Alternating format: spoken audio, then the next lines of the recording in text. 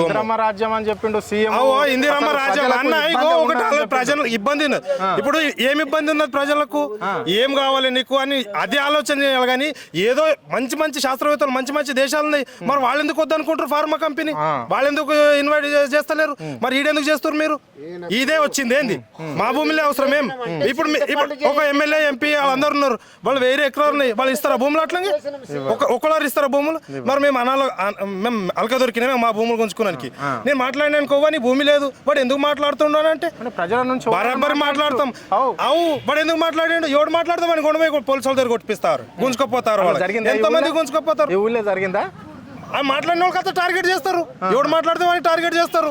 ఇప్పుడు మా పెద్దనాయన భూమి పోతుంది, అది నా భూమే కదా, ఆయన నాకు ఇస్తాడు కదా, మంది పిల్లలకి ఇస్తాడు. ఇప్పుడు ఆయన మీరు గుంజుకున్నాక నాకేమి ఇస్తాడు ఆయన? ఇప్పుడు గవర్నమెంట్ గుంజుకున్నాక తినాలేమది అది.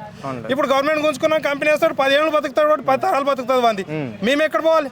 రోడ్డు మీద బతుకుతా అంటే ఒక జాబ్ ఇస్తా అంటాడు. ఎవడున్నాడు లోకల్లో? మహేంద్ర ఉన్నది. ఎంతమంది ఉన్నారు మహేంద్ర లోకల్? ఎంతమంది ఉన్నారు? ఒక్కడారు లేడు.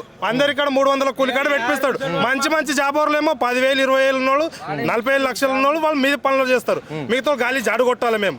మా జాడు కొట్టడానికి మా భూములు ఇచ్చి మేము